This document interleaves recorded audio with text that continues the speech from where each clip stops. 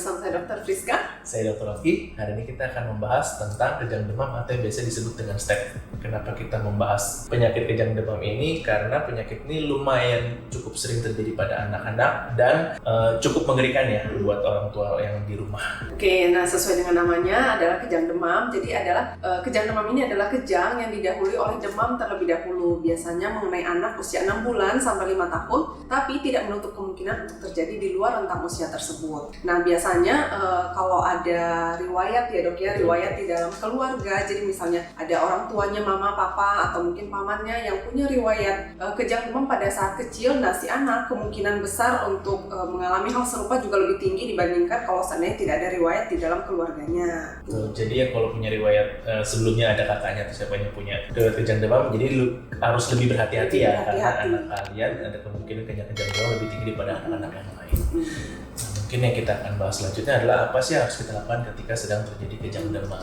Benar, yang pertama jangan panik. Nah, kalau seandainya memang si anak sudah pernah mengalami kejang demam sebelumnya ataupun baru pertama kali, yang pertama paling penting untuk diingat adalah jangan panik. Kemudian pada saat kejang hindarkan anak dari bahan-bahan barang-barang yang berbahaya di sekitarnya. Jadi diletakkan di tempat yang datar, jangan ditaruh di atas meja takut jatuh gitu. Taruh di kasur gitu, hindarkan dari barang-barang yang dapat mencelakai si anak. Kemudian pakaiannya juga dilonggarkan jadi dia bisa bernafas dengan lebih leluasa. Kemudian yang ketiga, jangan lupa untuk miringkan posisi tubuhnya, boleh ke kanan, boleh ke kiri. Nah, tujuannya adalah kalau seandainya dimiringkan ini, kalau seandainya si anak tiba-tiba ada refleks muntah, nah si muntahannya atau air liurnya itu tidak masuk ke dalam saluran pernapasan, melainkan bisa mengalir keluar.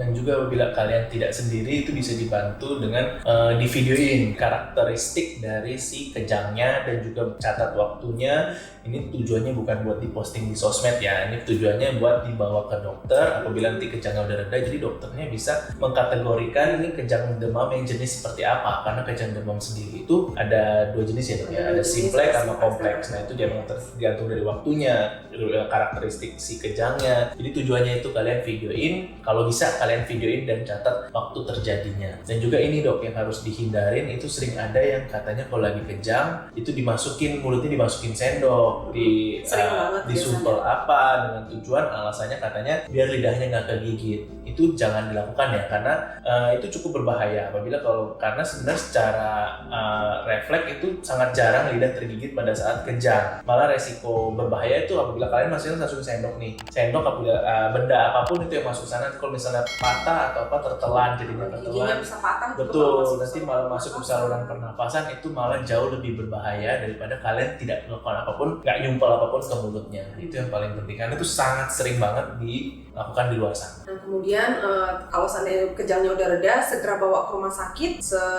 Jangan lupa langsung kasih lihat tadi video yang udah dikasih, ya direkam sebelumnya, jadi dokternya bisa menentukan obat yang sesuai untuk jenis kejang yang dialami oleh si anak. Dan kemudian kalau seandainya belum kejang tapi anak sudah demam, jadi sebenarnya demamnya ini bisa diakibatkan oleh apa aja gitu. Jadi bisa gara-gara infeksi saluran pernapasan, kayak batuk pilek, sakit tenggorokan, kemudian diare misalnya. Jadi penyebab demamnya itu apa aja. Jadi tidak terbatas, tidak terbatas pada penyebab satu penyebab saja. Yang penting demam bisa mengakibatkan kejang. Nah kemudian kalau seandainya sudah demam, untuk mencegah supaya tidak sampai kejang, kita berikan obat-obat penurun panas terlebih dahulu. Sediakanlah paracetamol di rumah, diberikan sesuai dengan dosis, sesuai dengan berat badan si anak. Kemudian bisa diberikan juga obat-obatan berupa ibuprofen ya dok ya. Betul. Dan kemudian dikompres aktif. Dikompres aktif. Kenapa kompres aktif? Itu jadi beda ya. Mungkin ada beberapa sering kompres tuh kayaknya cuma ditaruh aja, misalnya paling banyak di dahi ditempel. Sebenarnya kompres yang efektif itu adalah kompres aktif.